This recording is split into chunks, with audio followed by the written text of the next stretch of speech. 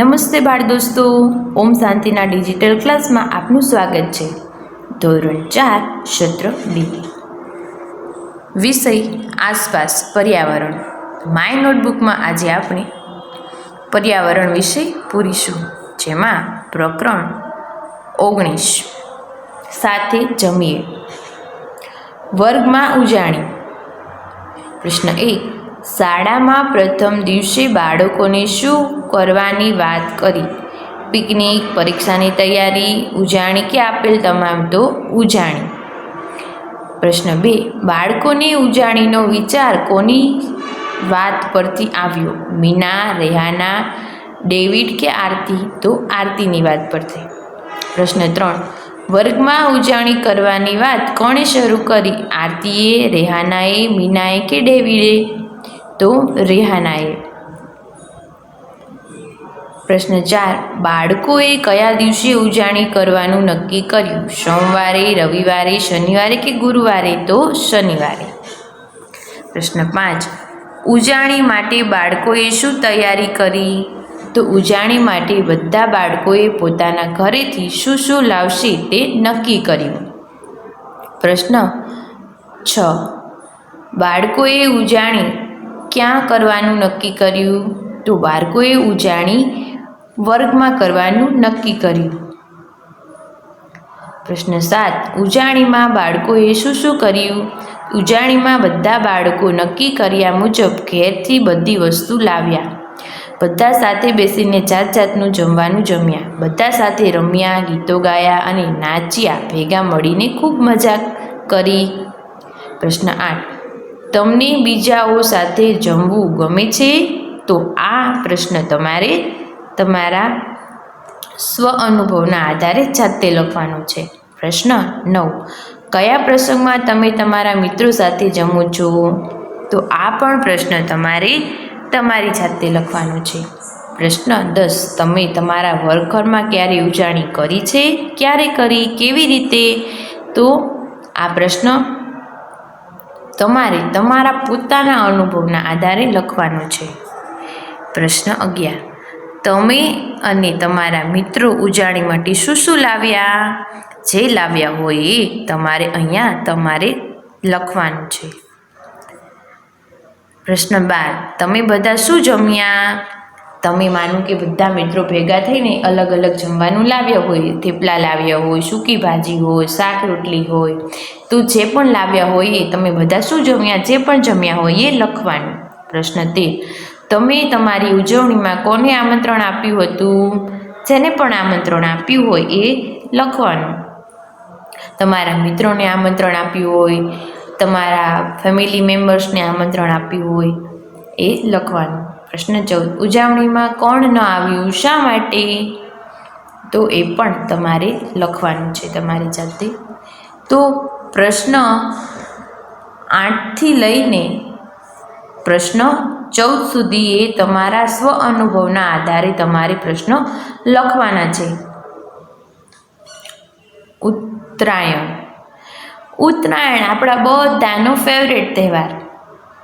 પ્રશ્ન 15, પિંકી કયા તહેવારમાં બધા મિત્રોને પોતાના ઘરે બોલાવવા માટે દોડી હતી?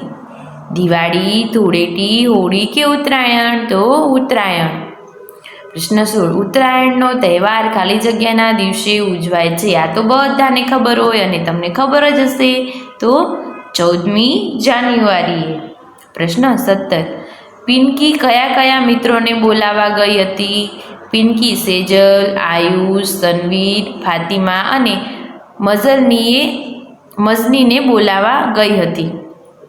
પ્રશ્ન 18, દાદીએ શું બનાવ્યું હતું? તલના લાડુ, સિંગની ચીક્કી, જલેબી કે બધું જ? તો બધું જ બનાવ્યું હતું, જે આપણે મોસ્ટલી ઉત્તરાયણ ઉપર ખાતા હોઈએ છીએ। પ્રશ્ન 19, કોણ મમરાના ગળિયા લાડુ લાવ્યું હતું? તનવીર, સેજલ, મજની કે આયુષ? તો કોણ લાવ્યું હતું? સેજલ, કારણ કે સેજલના દાદીએ તલના લાડુ, સિંગની ચીક્કી અને જલેબી બનાવી હતી।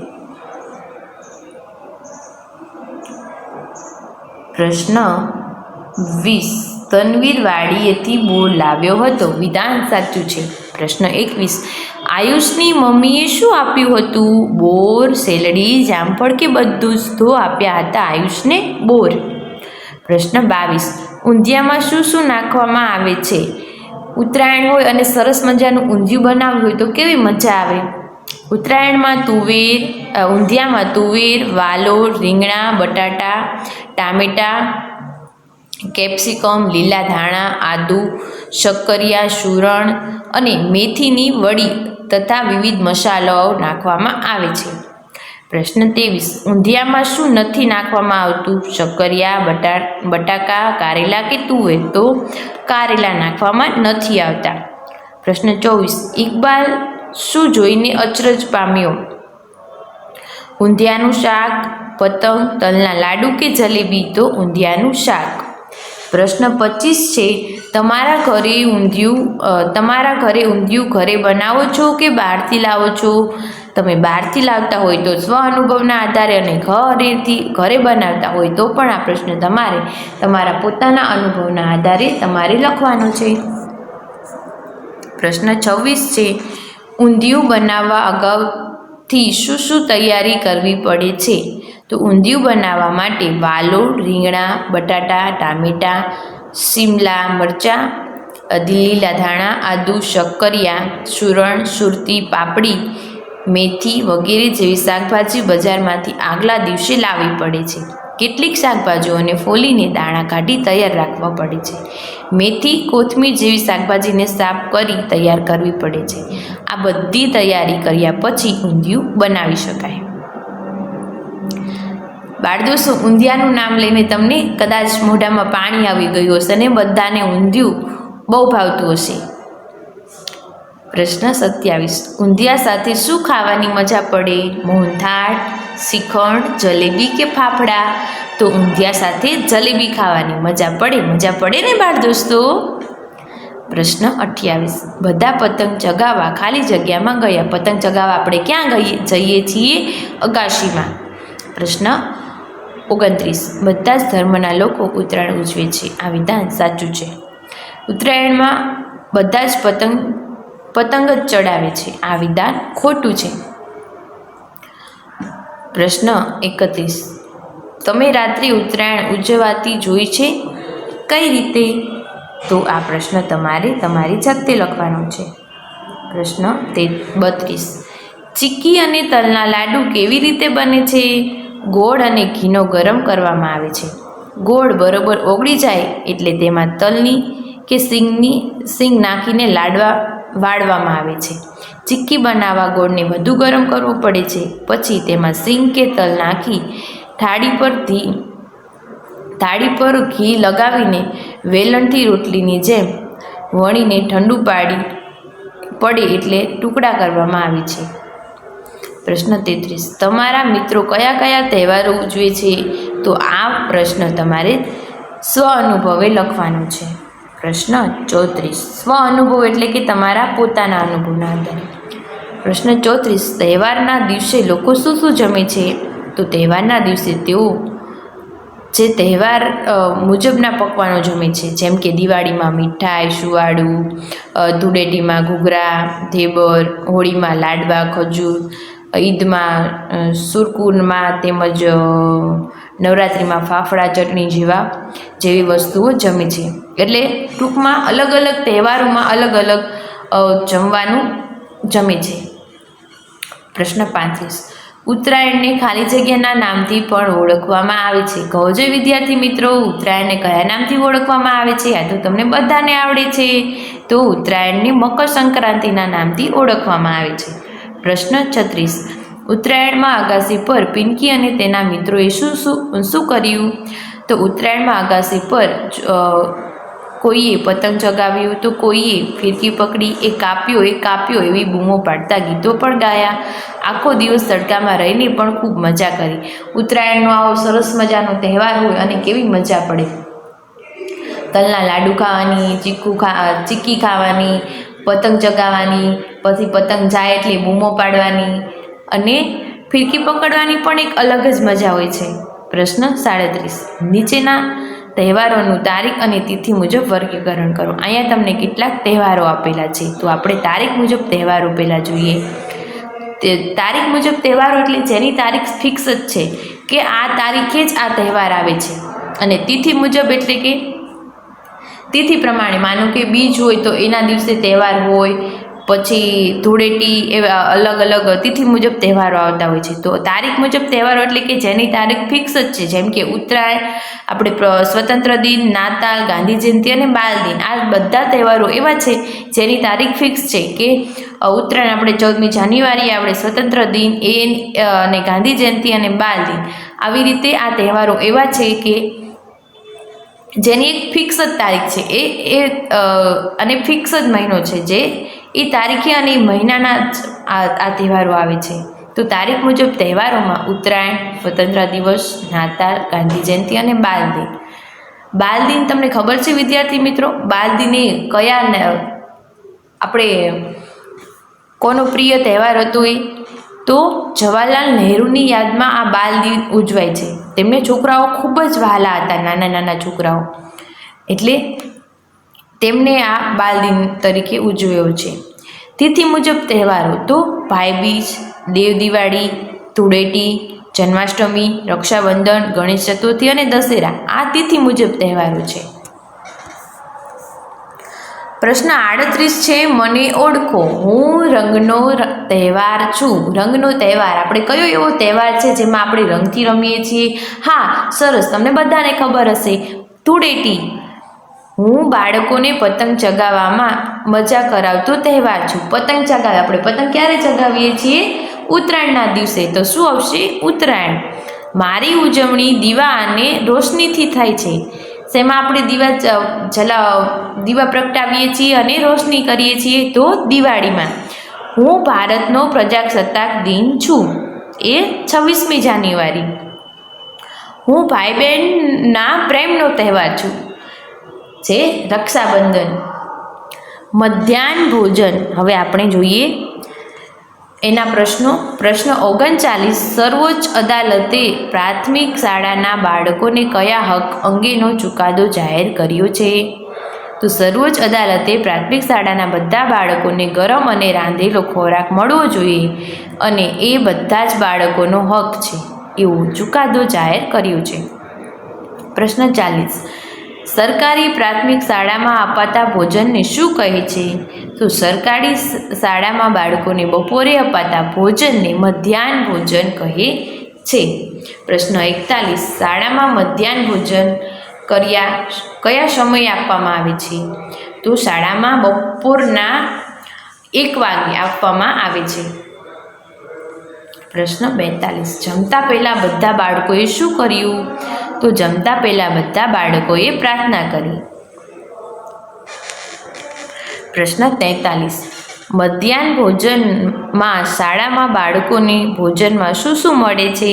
તો શાળામાં બાળકોને ભોજનમાં ચણા, ચાટ, થેપલા, સૂકી ભાજી, સુખડી, વેજીટેબલ ખીચડી, પૂરી, શાક, તો ક્યારેક મીઠાઈ પણ મળતી હતી. વેજીટેબલ ખીચડી એટલે કે શાકભાજી, બધા શાકભાજી નાખીને બનાવવામાં આવતી ખીચડીને વેજીટેબલ ખીચડી કહેવાય છે. પ્રશ્ન 44, બાળકોને જમવા માટેની થાળી ખાલી જગ્યામાંથી અપાય છે? તો શાળામાંથી. પ્રશ્ન 45, બાળકો જમવા માટે ટોળામાં બેસે છે. વિધાન ખોટું છે. પ્રશ્ન 46, જમવા માટે દરેક બાળકને એક કાયમી જગ્યા આપવામાં આવે છે. આ વિધાન પણ ખોટું છે.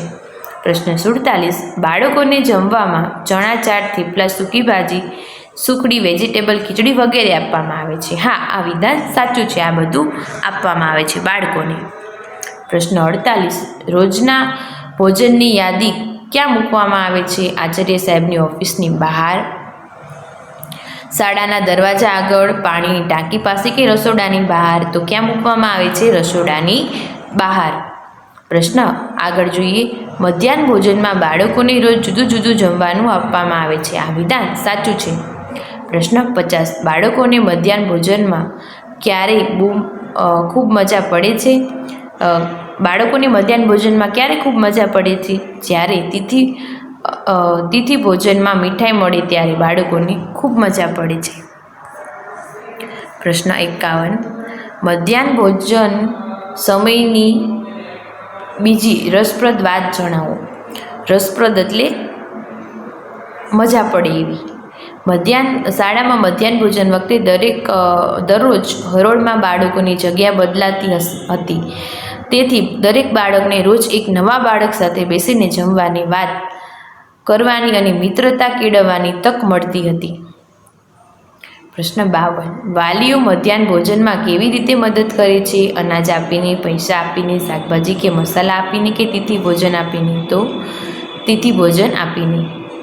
પ્રશ્ન 53. બાળકોને તાજું અને ગરમ ભોજન મળે તે માટેનું ધ્યાન કોણ રાખે છે? વાલીઓ, વિદ્યાર્થીઓ, શિક્ષકો કે સરકારી અધિકારી? તો કોણ રાખે છે? શિક્ષકો. પ્રશ્ન 54. મધ્યાહન ભોજનમાં બાળકો ભોજન પૂરું કરે અને તેનો બગાડ ન કરે તેનું ધ્યાન રખાય છે. આ વિધાન સાચું છે. પ્રશ્ન 55. જોડકા જોડો. અહીંયા તમને વિભાગ આપેલા છે અ અને બ, અને આપણે સાચા જોડકા જોડવાના છે. દશેરા તો ફાફડા અને જલેબી. કયા તહેવારમાં શું ખવાય છે અને કયો તહેવાર ક્યારે આવે છે અને કયા તહેવારમાં શેનાથી એ ઉજવાય છે, એવા પ્રકારના તમને અહીંયા જોડકા છે. તો પહેલું દશેરા તો ફાફડા અને જલેબી. દશેરાના દિવસે આપણે ફાફડા અને જલેબી ખાઈએ છીએ. ઈદ તો આસો વદ અમાસ. ઈદ એટલે કે સેવૈયા. હોળી ધૂળેટી તો રંગો અને પિચકારીથી ઉજવીએ છીએ. પછી દિવાળી આસો વદ અમાસના દિવસે આવે છે. નાતાલ તો 25મી ડિસેમ્બરે આવે છે. પ્રશ્ન 56. ભેગા મળીને જમવાના ફાયદા જણાવો. ભેગા મળીને જમવાથી બાળકો જુદી જુદી વાનગીઓ ઓળખી અને જમી શકે છે. તેઓમાં સમૂહ ભાવના અને વહેંચીને જમવાની વૃત્તિ કેળવાય છે. નવા મિત્રો બનાવતા શીખે છે. તો બાળ દોસ્તો, અહીંયા આપણને આ પાઠ સરસ મજાની પ્રેરણા મળ્યો હતો. તો અહીંયા આપણો આ પાઠ પૂર્ણ થાય છે અને મને આશા છે કે તમે બધાએ પણ મારી સાથે સાથે તમારી માય નોટબુકમાં આ સરસ મજાના અક્ષરે અને સરસ મજાનો પાઠ લખ્યો હશે. Thank you.